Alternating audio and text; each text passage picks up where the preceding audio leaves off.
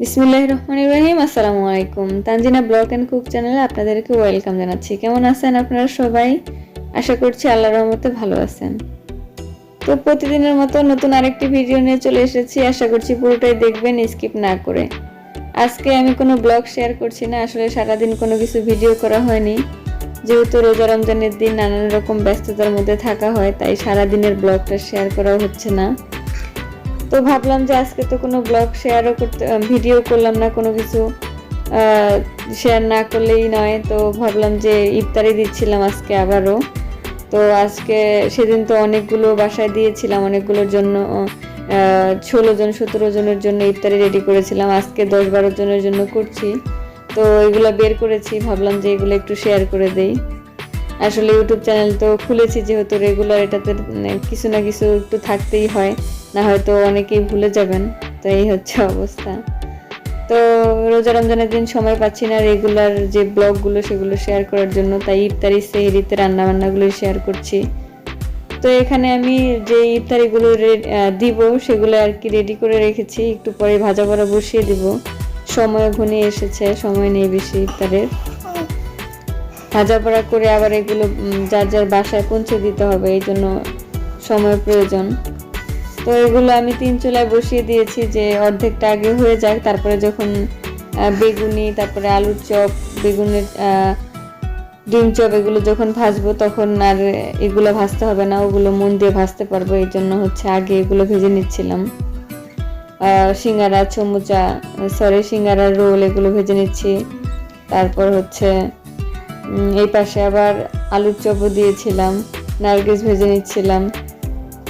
তো chicken fry করেছিলাম, আর হচ্ছে আলুর চপ, বেগুনি এগুলো তো থাকবেই ইফতারে, তো এগুলো ছাড়া আর কি বা দেওয়া যায়। আর বিরিয়ানি করেছে আপনাদের ভাই, যে আজকে যাদেরকে দিব তারা হচ্ছে বেশিরভাগই 2-3 বাচ্চার মা আর কি, ছোট ছোট বেবি ওদের। তো ভাবলাম যে ইফতারি যেহেতু দিবই, একেবারে যেন ইফতারের পর পেট ভরা কিছু খেয়ে নিতে পারে, এই জন্য বিরিয়ানি করেছিলাম। তো বিরিয়ানি 1 পাতিল করা হয়েছিল সবাইকে দেওয়ার জন্যই। তো এগুলো আমি টুকিটাকি করে ভেজে নিচ্ছিলাম, আর পরবর্তীতে ভিডিও করতে পারি না। যখন রেডি করি আমরা, মানে বক্সগুলো যখন রেডি করি তখন ভিডিও করতে পারি না। আসলে আমরা 2 জন মানুষ, তার মধ্যে ভিডিওটা কে করবে? আমি ভাজা পোড়া করে রেডি করে দিই, আরও ওইগুলো রেডি করে যারা ইফতারি আশেপাশে দেয় তারা তো জানে কতটা ঝামেলা। তো তারপরেও আলহামদুলিল্লাহ যে দিতে পেরেছি, দিতে পারি, এটার জন্য আল্লাহর শুকরিয়া। একটু তো কষ্ট হবেই।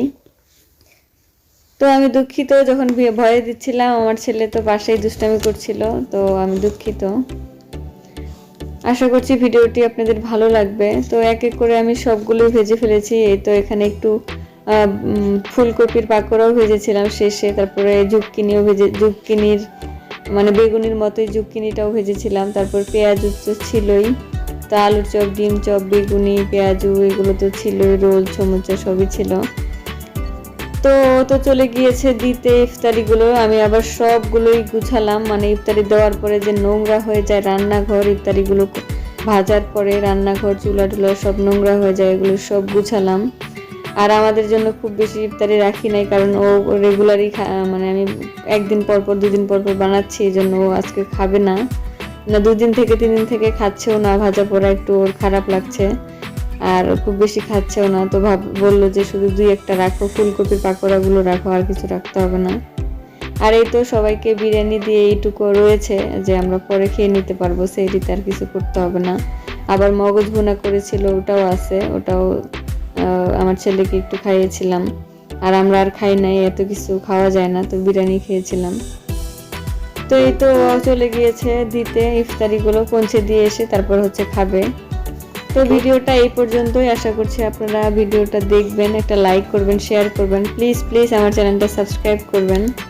আমি রেগুলার চেষ্টা করি আপনাদেরকে সুন্দর সুন্দর ভিডিওগুলো উপহার দেওয়ার জন্য। আশা করছি আজকের মতো এই পর্যন্তই। সবাই ভালো থাকবেন, সুস্থ থাকবেন। আল্লাহ হাফেজ।